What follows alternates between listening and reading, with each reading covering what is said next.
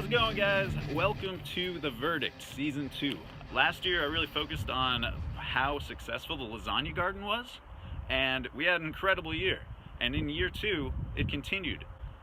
This year I want to give the verdict not just on how the lasagna garden performed, which is a fundamental part of the back to the land lifestyle, but I actually want to talk about a lot of the other things that came with choosing to live this way. First, as only video can show, this is what it looks like to connect with nature.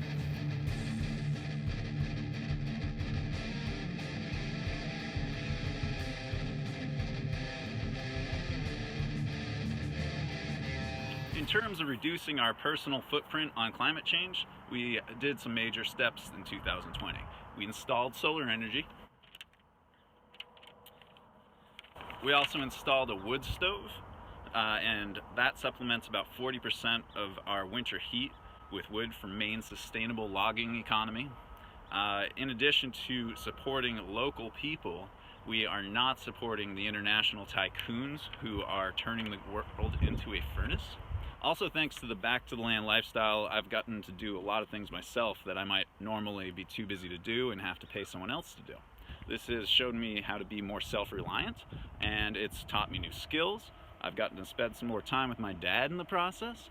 I pay less taxes federally, and that means I don't contribute to how that money is being spent, which I don't agree with in a lot of cases. And then I've enjoyed a ton of health benefits that come with being more physical and in general just not sitting behind a computer desk all the time. At the same time, I've also been able to connect with a local small town community and be a part of what's happening here and contribute to it. None of this would have been possible if not for gardening. Gardening is fundamental to the good life, in my opinion, because it delivers absolutely delicious flavors and it feeds you most of the year. In 2020, I really wanted to grow enough of our own produce to last us year-round. That would be a big win, in my opinion, because that means that we are self-sufficient for one aspect of our food system. To achieve this, we doubled the size of our garden, we learned how to can, and we got creative in terms of other storage techniques. We froze a lot of foods with a quick blanch and then a freeze. They stayed really fresh all winter long. We also canned 40 quarts of tomatoes, a dozen cans of salsa, jalapenos. We made so many pints of pesto, I can't remember. And anyways, we had enough food to last us from June to March. June to March, that's 10 months that we were able to feed ourselves on our own food that we grew. We are an omnivore household, but we love vegetables. And so we were eating a ton of them throughout the year, which I think are healthier, and they definitely taste better. So I've been trying to figure out the economic impact of all this.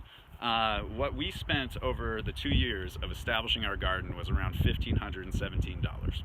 That is a lot more money than we would have spent on vegetables in those 2 years. I'll say that we personally made decisions that not everyone has to make, and you can establish a lasagna garden that will feed you indefinitely for $100, absolutely. What we did was we established our garden the same month that we moved into our house in Maine, and that was December.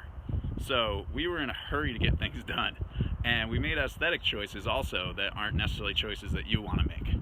But that's what contributed to $1,500 in expenses the first 2 years. In 2021, I expect to spend about $200.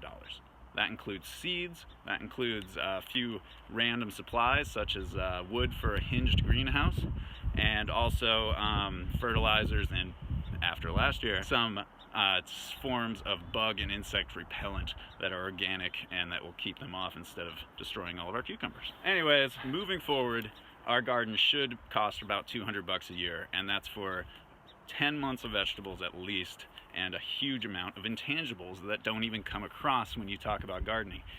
There's the fact that you are outside enjoying nature. There's the fact that you get to share your crops with your communities and your loved ones.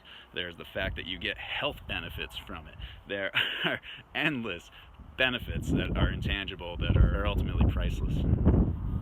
I hope the Ravenous Farmer Project inspires others to live the life that they want to live. Not what they're told to do, not what they think they should do, but actually just pursue what is important to you.